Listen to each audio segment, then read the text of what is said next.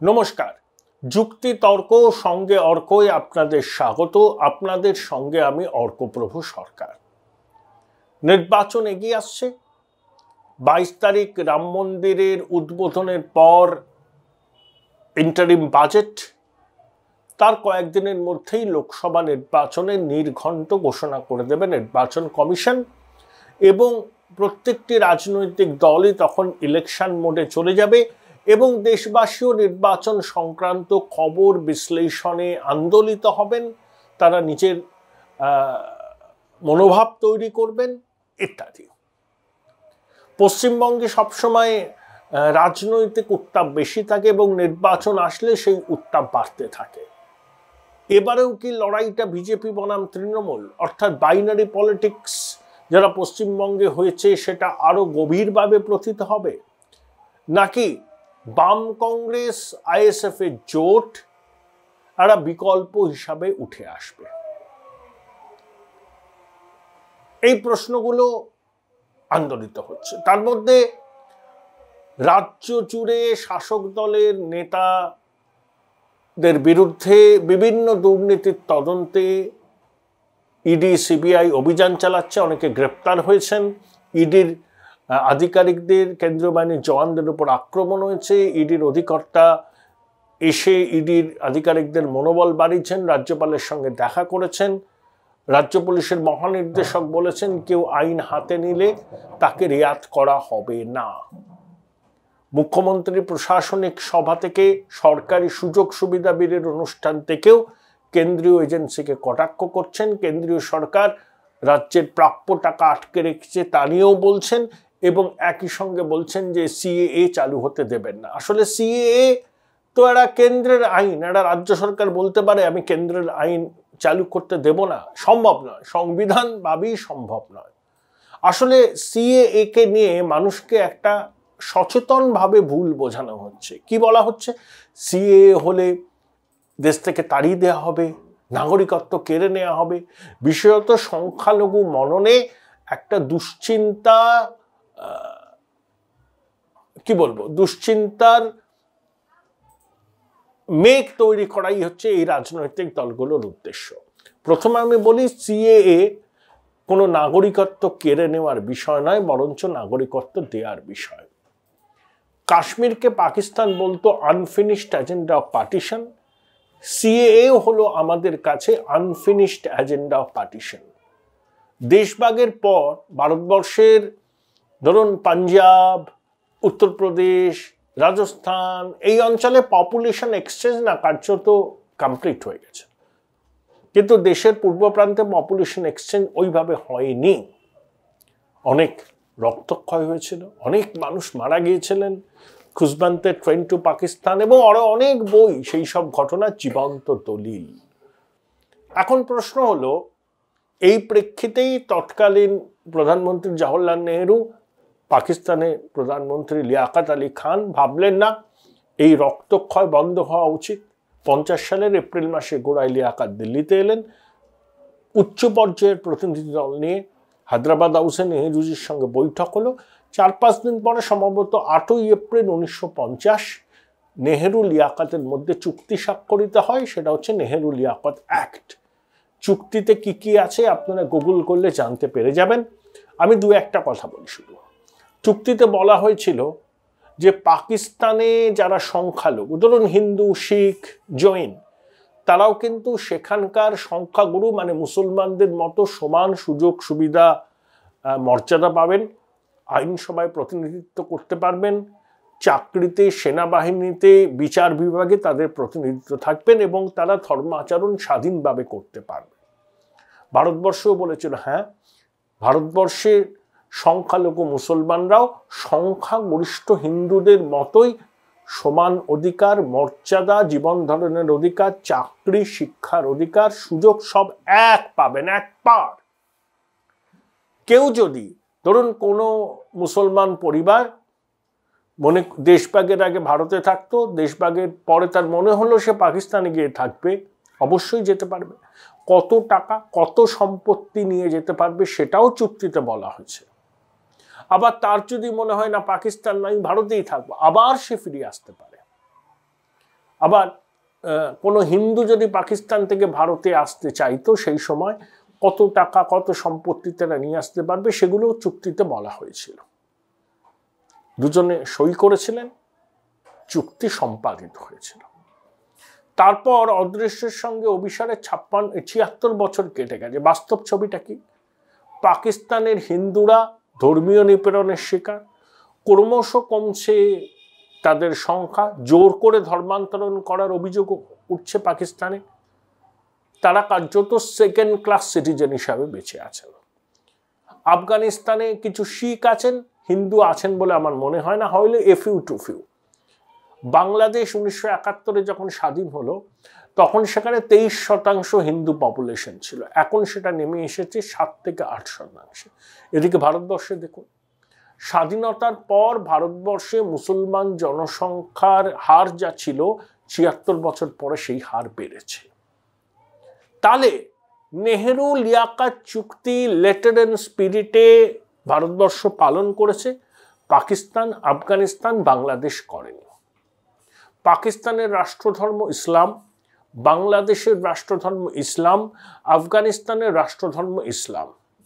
তাহলে পাকিস্তান, বাংলাদেশ এবং আফগানিস্তানে ইসলাম ধর্মাবলম্বী কোনো মানুষের ধর্মীয় কারণে নিপীড়নের শিকার হওয়া সম্ভব নয়, কারণ এই তিনটি দেশের রাষ্ট্রধর্ম ইসলাম। ধর্মীয় কারণে সেখানে নিপীড়নের শিকার হতে পারেন ওইসব দেশের সংখ্যালঘু হিন্দু, শিখ, খ্রিস্টান, পারসিক। তাই তারা ধর্মীয় কারণে অত্যাচারিত হয়ে নিপীড়নের শিকার হয়ে যদি ভারতবর্ষে আশ্রয় চায়, নাগরিকত্ব চায়, এটা ভারতবর্ষের মানুষের উচিত তাদের নাগরিকত্ব দেয়া, ভারতের সরকারের উচিত তাদের নাগরিকত্ব দেয়া। সেই জন্যই বলি আনফিনিশড এজেন্ডা অফ পার্টিশন। সুতরাং কেন মুসলমানদের নাগরিকত্বের বিষয়টা সিএএতে বলা নেই, তার কারণ হচ্ছে এটা। আফগানিস্তান, পাকিস্তান, বাংলাদেশের রাষ্ট্রধর্ম ইসলাম। যেখানে রাষ্ট্রধর্ম ইসলাম সেখানে ইসলাম ধর্মাবলম্বী কেউ নিপীড়নের শিকার হতে পারেন না। তাহলে সিএএ কারোর নাগরিকত্ব কেড়ে নেওয়ার নয়, নাগরিকত্ব দেওয়ার একটা আইন। Join Indian Institute of Hotel Management now. Right choice, right decision. ভুল বোঝানো হচ্ছে এবং সিএএ নিয়ে বিজেপিও ঠিকভাবে মানুষকে অ্যাড্রেস করতে পারছে না। তার ঐতিহাসিক পটভূমিটা ব্যাখ্যা করা উচিত। কেন নাগরিকত্ব কেড়ে নেওয়ার নয়, নাগরিকত্ব দেওয়ার আইন? কেন মুসলমানদের কথা সিএএতে উল্লেখ করা নেই, মানে এই আইনে উল্লেখ করা নেই? এগুলো প্রাঞ্জলভাবে ব্যাখ্যা করলে মানুষ বুঝতে পারবে। সেটা বিজেপির নেতাদের কাজ, তারা করবেন। কিন্তু আমি ঐতিহাসিক কারণটা, পটভূমিটা ব্যাখ্যা করলাম সিএএ এর কি। এবার আসুন আমাদের বিলকিস বানো, অত্যন্ত গর্হিত কাজ হয়েছে।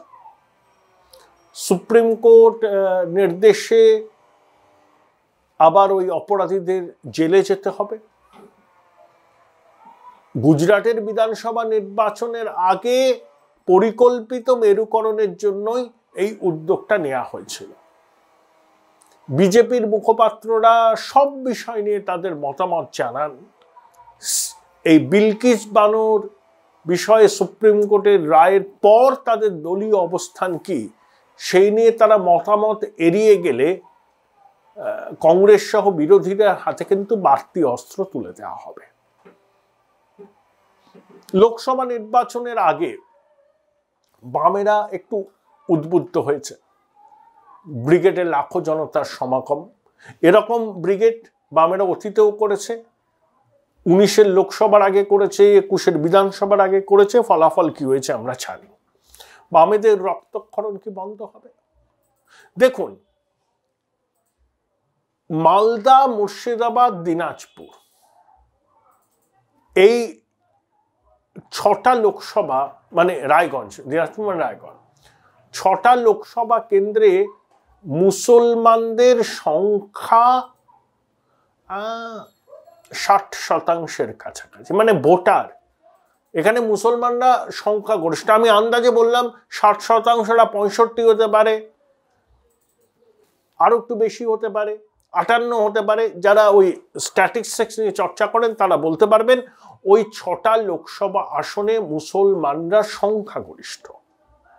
যেখানে মুসলমানরা সংখ্যাগরিষ্ঠ, লোকসভা নির্বাচনে তাদের একটা বড় অংশ বাম কংগ্রেসকে কিন্তু ভোট দিতে পারে, কারণ মুসলমানরা জানেন তাদের একটা অংশ কিন্তু বিজেপিকে ভোট দেবেন। এবার দেখবেন যে বাম এবং কংগ্রেস কোনো অবস্থাতেই বিজেপির সঙ্গে যাবে না।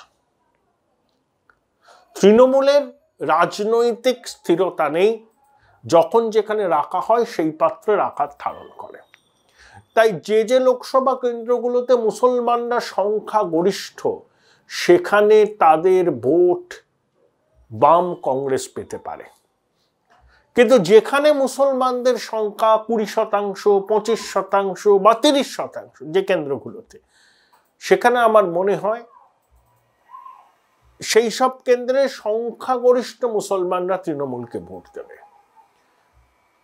কিন্তু যে কেন্দ্রগুলোতে মুসলমানরাই সংখ্যাগরিষ্ঠ, 60 থেকে 65% পর্যন্ত তাদের উপস্থিতি, তারা কিন্তু বাম কংগ্রেসকে বেছে নিতে পারে লোকসভায়।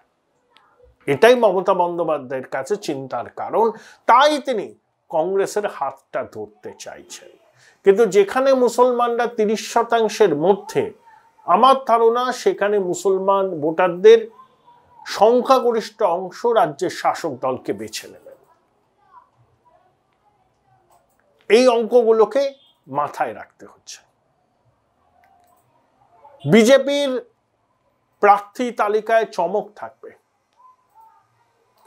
অনেক সিটিং এমপি হয়তো টিকিট পাবেন না, তাদের পারফরমেন্স খুব ভালো নয়, কিছু নতুন মুখকে নিয়ে আসা হবে। অত্যন্ত ভালো গ্রাউন্ড ওয়ার্ক করছেন বিজেপির কর্মীরা।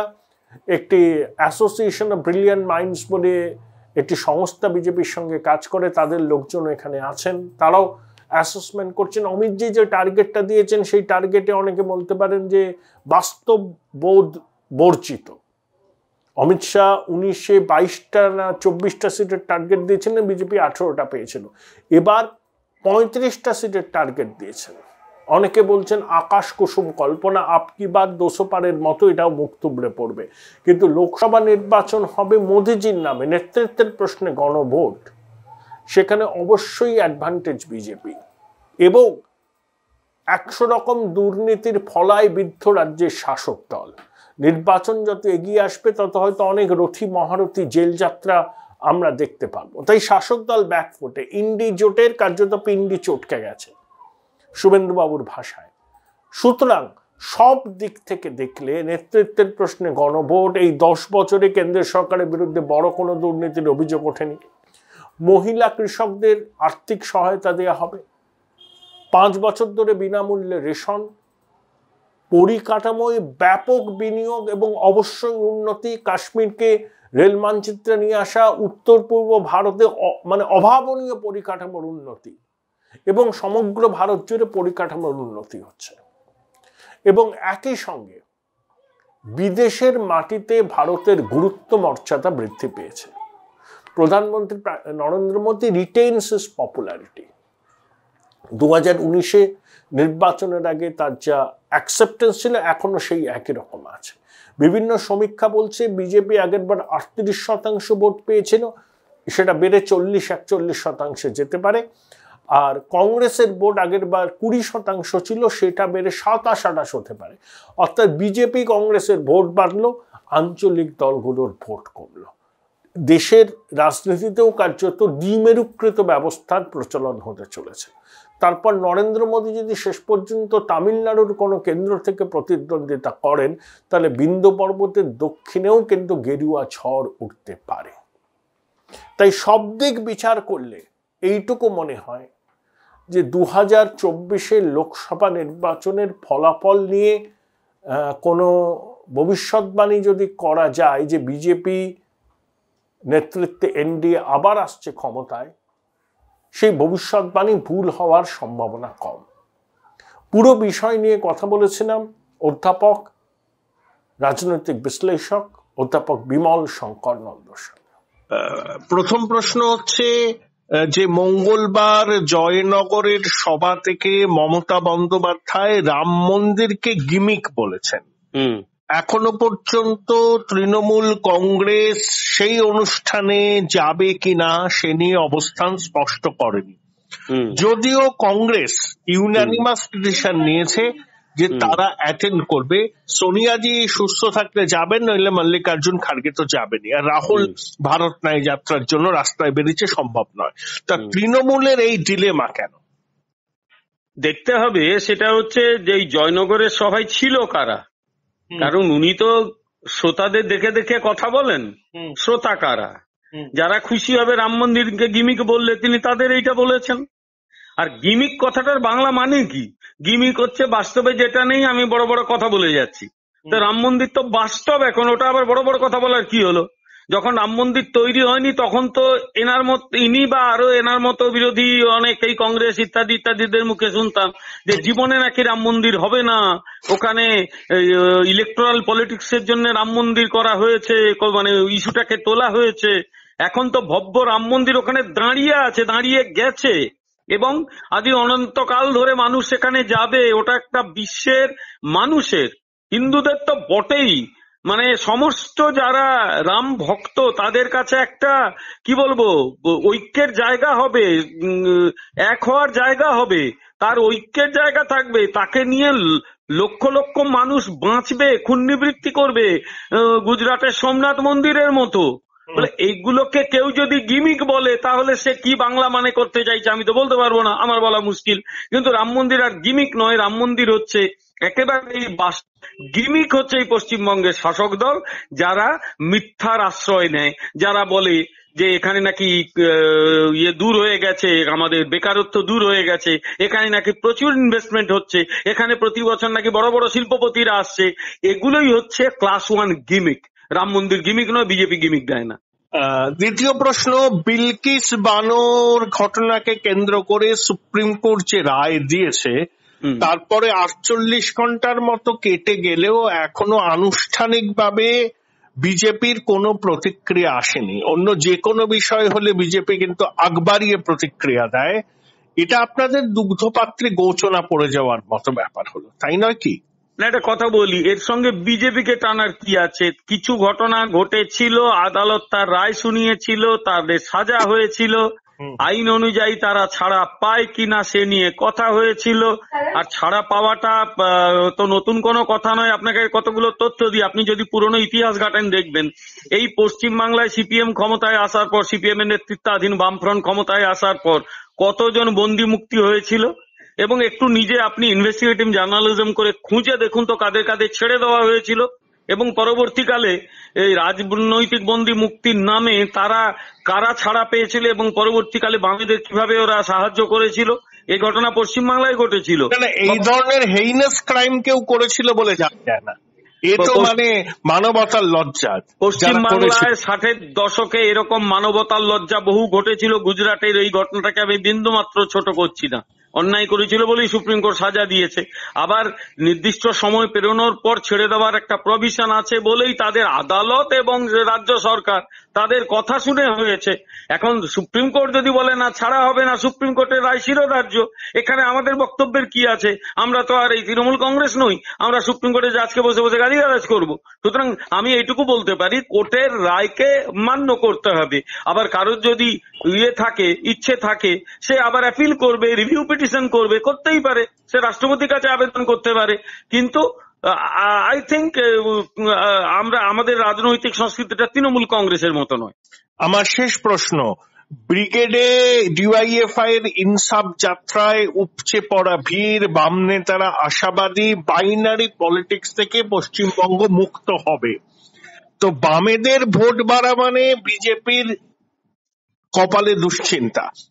উল্টোটাও তো হতে পারে, বামেদের ভোট বাড়লে তৃণমূলের কপালে দুশ্চিন্তা হবে না কেন? কারণ যারা কট্টর বাম তারা কোনো কালে বিজেপিকে ভোট দেয়, কট্টর বাম। আর যারা এখন এসেছিল তারা তো কট্টর সমর্থক, অনেক সংখ্যালঘু মানুষকেও দেখেছি আমি। তো তারা ভোট দিলে বিজেপির চিন্তা কেন? আমি বলছি না আমাদের সংখ্যালঘুরা ভোট দেয় না, প্রচুর সংখ্যালঘু আজকাল বিজেপিকে ভোট দেয়, কিন্তু এই যে দুধেল গাই ভাবনা যারা তৈরি করেছে, যারা মনে করে ওই ভোটটা ওদের একেবারে পকেটের ভোট, তারা যদি ওদের দিক থেকে সরে, ওদের তো সমস্যা, আমাদের সমস্যা কি? সুতরাং আমি এ নিয়ে চিন্তিত নই, বিজেপিরও চিন্তা করার কোনো কারণ নেই। কিন্তু কতগুলো কথা বলি বা আমাদের ব্রিগেড মিটিং নিয়ে আমি আপনাকে দুটো উদাহরণ দেবো। আপনি অনেকদিন মানে সাংবাদিকতা করছেন, সেটা হচ্ছে 1993 সালের কথা আপনার মনে আছে? ব্রিগেডের মিটিং এ মৃত্যু ঘন্টা বাজানো হয়েছিল, আমি ছিলাম সেই ব্রিগেডে একদম। আমি নিজেও, আমি কিভাবে গেলাম আপনাকে ছোট করে গল্পটা বলি। আমি হাওড়া স্টেশন দিয়ে একটা জায়গায় যাচ্ছিলাম, হয় আমার কর্মস্থল সেই সময় হাওড়ায় ছিল, হাওড়া থেকে উলুবেড়িয়া যাচ্ছিলাম, অথবা আমি হয়তো আমার মেদিনীপুরে বাড়ি যাচ্ছিলাম। আমি হাওড়া স্টেশনে ঢুকতে পারিনি, এত ভিড়, আমি ব্যাক করে চলে এসেছিলাম। তারপর আমি নিজে হেঁটে হেঁটে, গাড়িতে উঠতে পারিনি, এত ভিড়। দেখলাম দেখি ব্যাপারটা কি, ব্রিগেডে আজকে এত লোক কেন আসছে। গিয়ে দেখলাম যে সত্যি মানুষ উদ্বেল হয়ে গেছিল যখন ঘন্টা বাজছে, এই মৃত্যু ঘন্টা বলে মানুষের মানে মনে হচ্ছিল যেন কালকেই বামফ্রন্ট পড়ে যাবে। তারপর 18 বছর গেল, তার কিছুদিন পরে পঞ্চায়েত নির্বাচন হয়েছিল, ধুরমুস করে দিয়েছিল একেবারে। আর একটা কথা বলি, 2011 সালে এই ব্রিগেড, এই সিপিএম একটা সভা করেছিল ইলেকশনে কিছুদিন আগে। সিপিএম এর নেতারা বলতে শুরু করেছিলেন, মানুষ যারা ভুল বুঝে সরে গেছিল 2009-এ সবাই চলে এসেছে, আমাদের আর কোনো চিন্তা নেই, আমরা আবার সরকার গঠন করব। তারপর কি হলো? মুখ্যমন্ত্রী শুদ্ধ হেরে গেল বামফ্রন্টের। আরো উদাহরণ অনেক আছে।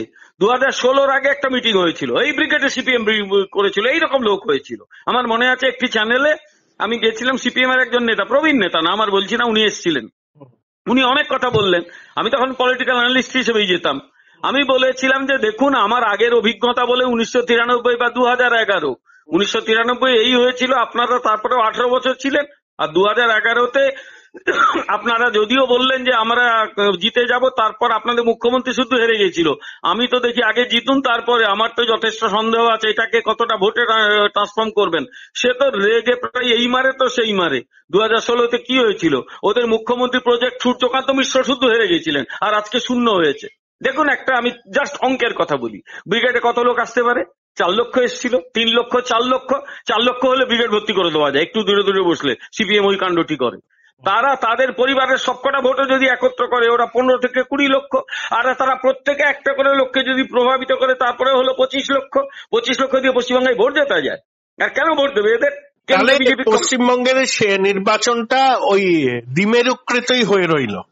ডেফিনেটলি দ্বিমেরুকৃত, একদিকে বিজেপি, অন্যদিকে আদার্স। আমি আবার বলছি, নির্বাচনের আগে কংগ্রেস তৃণমূল জোট করবে এবং সিপিএম আড়ালে ওদের সমর্থন করবে।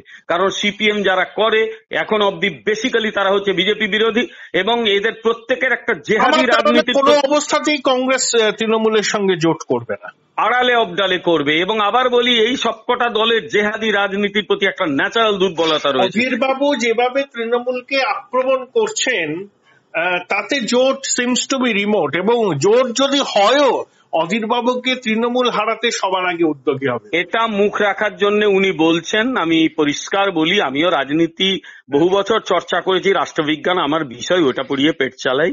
আমি যদি ঠিকঠাক বুঝে থাকি, কংগ্রেসের রাজ্য নেতারাও খুব করে জোট চাইছেন, এক। দ্বিতীয় কথা, অধীরবাবুর কাছে সবচেয়ে বড় প্রায়োরিটি হচ্ছে লোকসভার সদস্য থাকা। আর 3 হচ্ছে, যদি কেন্দ্রীয় নেতৃত্ব খুব দর কষাকষি করে দুটোর জায়গায় 4টেও সিট পেয়ে যান, তারাও তারপরেও রাজি হয়ে যাবেন। তার কারণ আগামী নির্বাচনে কংগ্রেস আবার প্রধান বিরোধী দলও হতে পারবে বলে মনে হয় না। 55টা আসন পাবে না, ওদের কাছে এক একটা আসন গুরুত্বপূর্ণ। সুতরাং জেনে রাখুন, এরা জোট করতে চাইবে, তারপরেও এরা ব্যর্থ হবে।